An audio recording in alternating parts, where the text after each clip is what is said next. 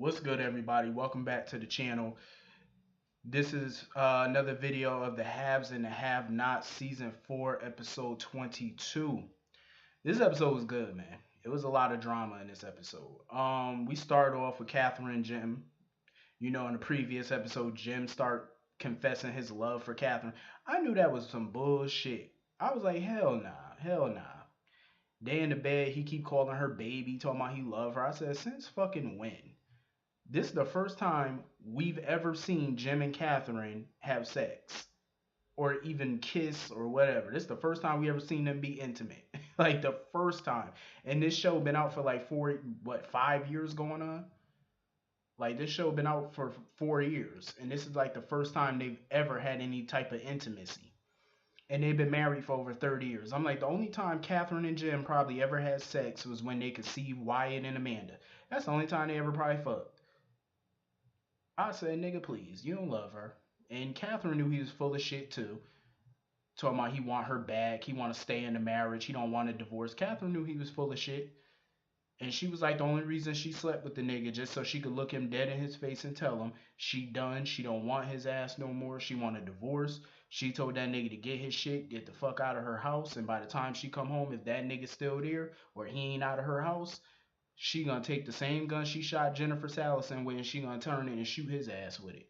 I said, well, damn, Catherine was a boss bitch today. She wasn't playing. Catherine wasn't playing. So we get this scene where David bring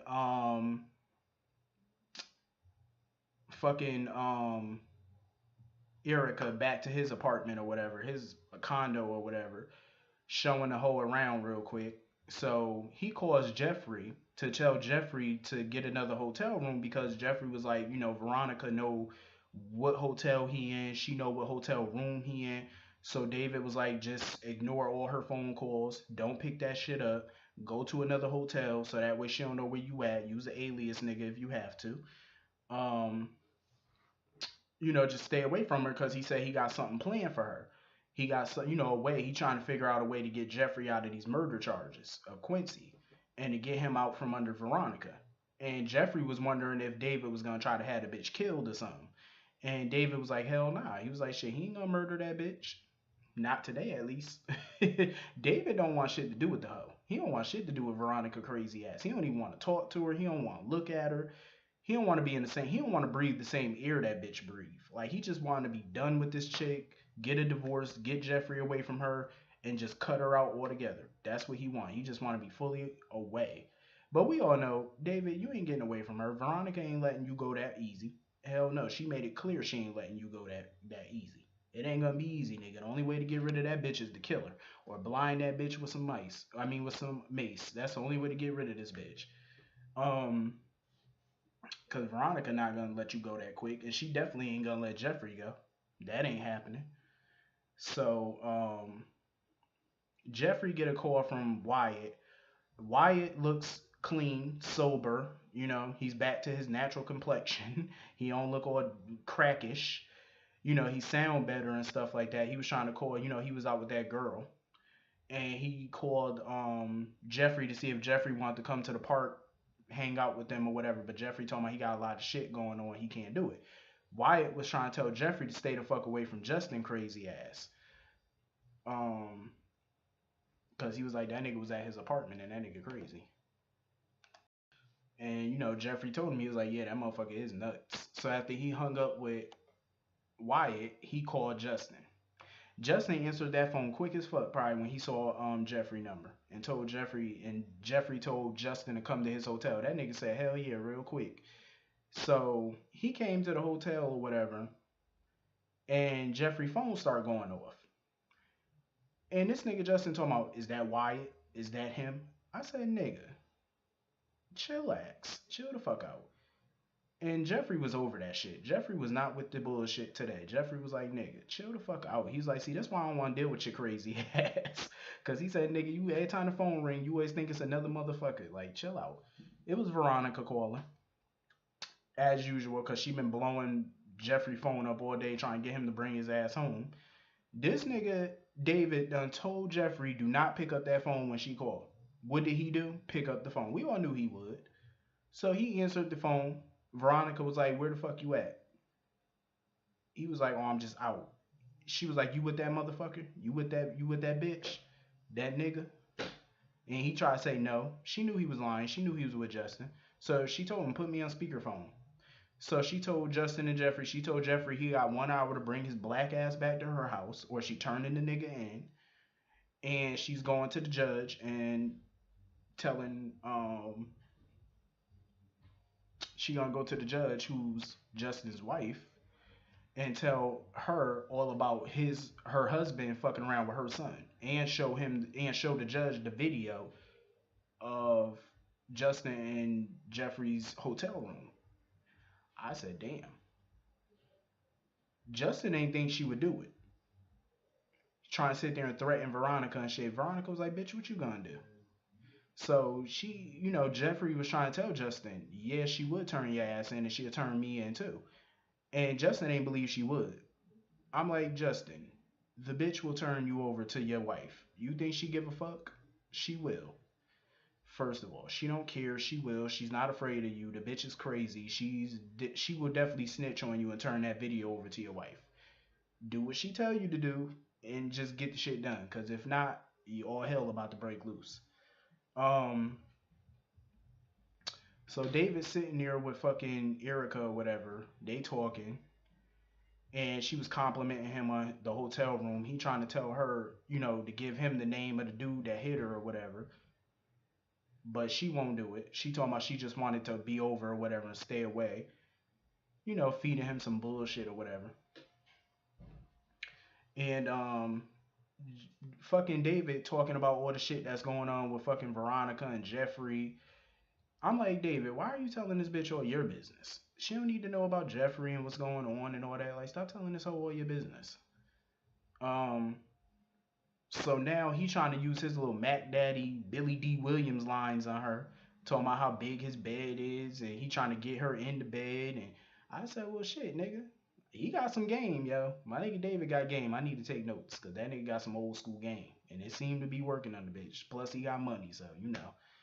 Um, but I was like, yeah, David, don't be telling that bitch all your business. So she go take a tour of the condo while Jim calling David or whatever, telling him he need to get Veronica under fucking control and he need to set up a meeting with Veronica and Catherine. They all need to get into a meeting so they can figure out their next move, because he was like, bitch, if we don't, we all going to motherfucking jail. We all going to the penitentiary in this bitch. And he was like, I ain't going to no prison.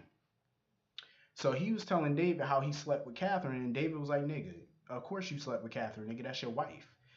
And Jim was like, I ain't fucking attracted to this bitch. He was like, I ain't been attracted to this bitch in years. And I knew it. I said, I knew it. I knew he was playing her. He slept with her because he had an agenda. He didn't want Catherine. After 30 fucking years, all of a sudden you love her, she baby, you want to sleep with her after 30 years? Where was all this shit a year ago? Hell, a month ago. He ain't touched Catherine in years, and Catherine ain't let him. I said, so where all this shit coming from? I said, I knew that nigga had an angle. You could look at that. Hell, Stevie Wonder could see you trying to play, that you trying to run game. And he talking about something that shit was torture. He said that shit like the pussy was that bad. I said, damn. Catherine looked good for a little plump girl. I mean, shit, she looked good. She like, she could get it. But I'm like, damn, he made it seem like it was horrible to be up in that. I said, well, damn. Um, So Jim, David trying to tell Jim, he's like, nigga, I'm not talking to Veronica. I don't want to look at Veronica. I want the bitch out my life. Jim telling that nigga, I don't give a fuck. He was like, nigga, I took one for the team by sleeping with this bitch. He was like, I don't give a fuck if you sleep with Veronica or not. Just get the bitch in the room so we can all have a meeting. He's like, I don't give a fuck what you got to do. Just call the bitch and set it up. Because David was like, I'm not sleeping with that bitch. Jim was like, I don't give a fuck. He said, shit, I done took enough torture for the both of us, so you ain't got to fuck her. He's like, shit, just get the bitch in the room so we can have a meeting. For real. We all know Jim ain't trying to leave Catherine anyway, because without Catherine, where his money coming from? Nigga ain't got no money without her. Shit, she hold the fucking purse strings in one hand and the nigga balls in the next. So where you going? You ain't got no choice. Shit, no wonder he trying to sleep with her. Number one, he trying to get control of the situation. Two, he trying to keep hold of her piggy bank. Cause the nigga know without her, he ain't shit. Um, he know that. So anyway, we get this scene with Charles on the campaign trail making a speech, and he making his little speech or whatever, and he go into his I guess his RV, his trailer or whatever, and Landon come in there showing him the latest poll numbers and showing that he's winning. So Landon go talk to him privately and basically tell him, apologize for overstepping and disobeying his orders and for calling the cops on Candace. And then he talking about as far as the internet and all that, if you search her name on the internet, a lot of that shit is no longer on the internet.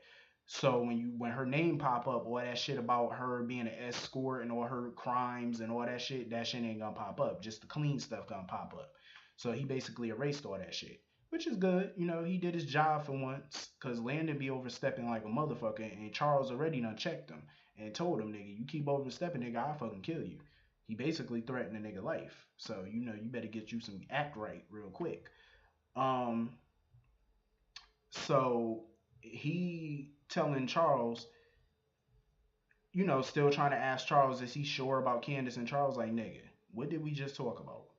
Landon was like, okay, okay, okay. Yeah, okay, motherfucker. You better bag back. Shit, he know what he doing. If he want to be with Candace, that's who he want to be with. Mind your business. Get your check and shut the fuck up and do what the boss told you to do. End of discussion.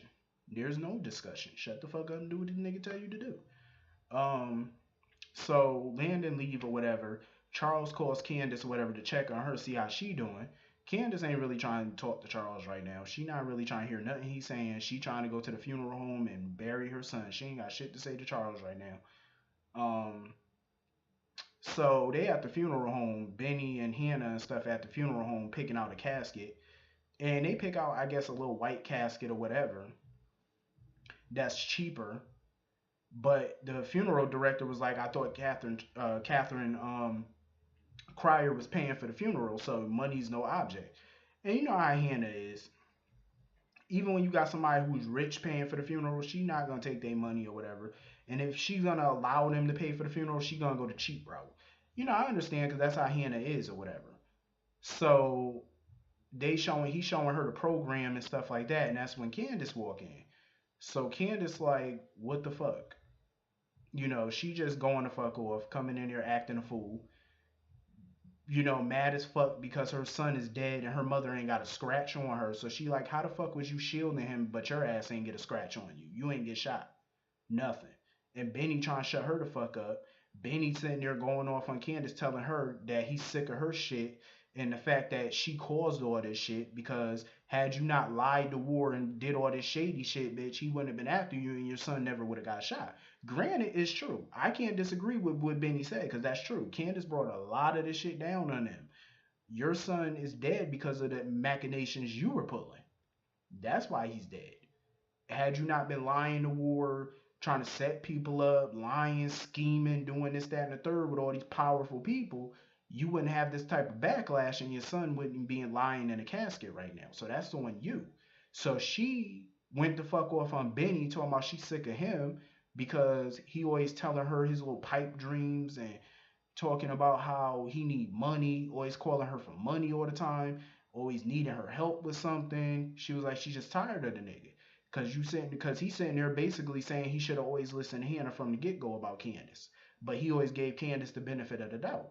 And now he see that she ain't, she just full of shit. So the funeral director, she want information about the funeral, and she find out what casket they picked, what casket Hannah picked. And when she found out what casket Hannah picked, she said, nah, bitch, I want the blue one. And Hannah was like, bitch, that shit costs twice as much money. You got $6,000, you got all this money to pay for that casket? And the dude was like, the funeral is tomorrow. And she was like, first of all, who the fuck said the funeral was tomorrow? When she found out Hannah said the funeral was tomorrow, she said, nah, the funeral gonna be Thursday. But the guy needed the money because the funeral was tomorrow. He needed the money by today. And they was trying to figure out, okay, so where the fuck you think you getting $6,000 from? So Candace was like, nigga, the funeral is Thursday. I get you your money tomorrow. She was like, that program, we're going to switch that up. We're not burying him at the church. We're not going to have the service at the church. We're going to have it at Sims. And, Benny and all them just trying to calm her down, tell her, just don't do this. Like, just, we already picked the casket. So the director trying to talk to Hannah, and Candace like, nigga, don't tell shit to this bitch about my son. She was like, you got something to say that shit to me. Don't include her in nothing. And then when she found out Catherine was paying for the funeral, she was like, nah, that bitch ain't paying for my son's funeral. She was like, I'll pay for the shit. I get the money. So they trying to figure out, Hannah was like, where the fuck you think you getting that kind of money? She said, you rather, blackmail somebody than take the gift that Catherine's giving? Because she figured that Charles was being blackmailed by Candace. Because she was like, she put it all together like, oh, that's why the Secret Service had Benny in jail and shit like that. That's why they was holding Benny. And Candace was like, I don't even know what the fuck you talking about. Candace really didn't know what she was talking about because she didn't know Benny was in jail with the Secret Service. She didn't know Benny was in jail at all. She didn't know none of that because remember, she had her cell phone off during that time. So she didn't know none of that shit. But of course, Hannah not going to believe nothing she say. Um, so they just going back and forth or whatever. And that's when Candace was like, no, I don't want the white casket. His favorite color is blue. And she lifted the white casket and she saw her son laying in there. I said, damn. Because remember, Hannah wanted an open casket. She told the director she wanted an open casket because she wanted people to see what them thugs did to her grandson and how gun violence is destroying their community and shit. Um, and when Candace opened that casket and she seen Q up in there, she just broke the fuck down. Like she was just inconsolable. Like you just Benny tried to calm her down. She didn't want Benny touching her. She was like, get the fuck away from me. Like she was just breaking down. I was like, damn. This was a good little episode though. This was cool. Next week the season finale is gonna be dope. Some shit is about to go down. You already know. So anyway, I hope all you have a great night. Hit that like button, hit that comment button, hit that subscribe button, hit the comment button. Let me know what you thought about tonight's episode, and I'll see y'all later. Peace.